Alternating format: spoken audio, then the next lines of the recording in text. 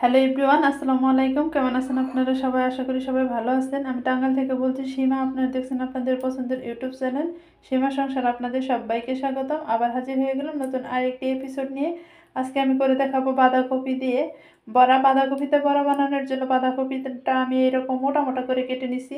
অবশ্যই কিন্তু মোটা মোটা করে কেটে নেবেন, তা না হলে কিন্তু বাঁধাকপি যখন মাখিয়ে নেবেন তখন কিন্তু একদম হয়ে যাবে। একটু মোটা মোটা করে কেটে নিলে বাঁধাকপিটা বোঝা যায় যে বাঁধাকপির বড়া বানিয়ে নেওয়া হয়েছে।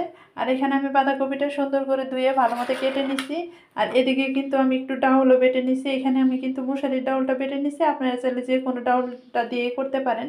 তবে এই বাটিটা আমার ছোটো হয়ে যাবে, এখন আমি অন্য বাটিতে বাঁধাকপিটা ঢেলে নেব। তো আমি বাঁধাকপিটা এখানে ঢেলে নিছি। নিয়ে নেব কিছু আস্ত জিরা। এখানে কিন্তু জিরাটা দেওয়ার চেষ্টা করবেন, জিরাটা দিলে আপনার বড়াটা বেশি ভালো লাগবে, দারুণ একটা ফ্লেভারও আসবে জিরাটা দিয়ে নিলে। আর অবশ্যই কিন্তু পেঁয়াজ কুচিটাও বেশি দিবেন। পেঁয়াজ কুচিটা বেশি দিলে আপনার বড়াটা ভালো লাগবে। পেঁয়াজ কুচিটা বেশি দিলে বড়াটা একদম হোটেলের মতোই লাগবে। তো নিয়ে নিচ্ছি কিছু পেঁয়াজ কুচি। আর বাঁধাকপিটা কিন্তু ভালো মতো ধুয়ে তারপর কেটে নেবেন। পানিটা ভালো মতো ঝরিয়ে নিতে হবে। পানিটা যদি আপনি ভালো মতো না ঝরিয়ে নেন তাহলে কিন্তু আপনার বড়াটা নরম হয়ে যাবে।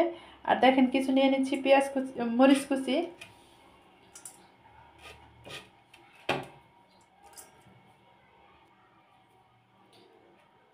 দিয়ে দেব মরিচের গুঁড়ি, হলুদের গুঁড়ি, লবণ।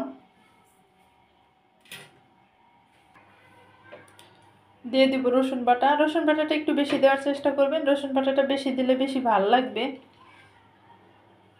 আর দিয়ে দিচ্ছি কিছু চাউলের গুঁড়ি। এখানে আমি চাউলের গুঁড়িটা শিলপাটায় বেটে এরকম গুঁড়ি করে নিয়ে নিছি। আর দিয়ে দিব আগে থেকে বেটে রাখা সেই ডাউলটা। এখানে আপনারা চাইলে যে কোনো ডাউল তাই করতে পারেন। তো এখন আমি সবগুলো উপকরণ একসাথে হাত দিয়ে ভালো মতো মিক্সড করে নিব। দেখেন এই যে এরকমভাবে আমি মাখিয়ে নিছি। আর এখন আমি বড়া শেপগুলো দিয়ে নিব। আর আপনাদের কিন্তু চাউলের গুঁড়িটা কম বেশি লাগতে পারে। এখন এখানে অ্যাড করে দিব ধনিয়া পাতা। ধনিয়া পাতাটা দিয়ে আমি হালকা হাতে মেখে তারপর বড়া শেপটা দিয়ে নিব। এতে কিছু ধনিয়া পাতা দিয়ে দিলাম। তারপর এখন আমি ভালো মতো মিক্সড করে ধনিয়া পাতার সাথে ভালো মতো এগুলো মিক্সড করে তারপর আমি বড়া শেপগুলো দিয়ে নিব। এই যে দেখেন আমি সবগুলো কিন্তু মিক্সড করে নিছি। এখন আমি বড়া শেপ দিয়ে নিব। আর এই টাইমে কিন্তু আপনারা লবণটা চেক করে নেবেন যে আপনার লবণটা ঠিক হয়েছে কিনা। এইভাবে আমি এতটুকু করে বড়া শেপ দিয়ে নিলাম। এখন আমি বড়াগুলো বানিয়ে নিব। আর এদিকে আমি ফ্রাইপ্যানও বসিয়ে দিছি, ফ্রাইপ্যানে তেলটাও দিয়ে দেব। তেলটা গরম হয়ে গেলে এখানে কিন্তু বড়াগুলো একটা একটা করে দিয়ে দিতে হবে। দেখেন আমি সবগুলা বড়া দিয়ে নিছি, আরও কিন্তু রয়ে গেছে, আমার সবগুলো দেওয়া শেষ হয় নাই। তারপর এক পিঠ হয়ে গেলে তারপর কিন্তু উল্টিয়ে দিতে হবে। তো এখন আমি বড়াগুলো উল্টিয়ে দিব। যেহেতু এক পিঠ আমার হয়ে গেছে এখন আমি উল্টিয়ে দিব। এই কাজটা আস্তে আস্তে করবেন, একটু চুলার জালটা একটু কমিয়ে দিয়ে ভাজি করবেন। একদম যদি জোরে জালে ভাজি করেন বা ফুল পাওয়ারে ভাজি করেন তাহলে কিন্তু বড়াগুলো আপনার পুড়ে ধরবে। তো আমার এই ব্যাচ হয়ে গেছে, এখন আমি এই ব্যাচ চুলা থেকে নামিয়ে নিয়ে আরেক ব্যাচ ভেজে নেব।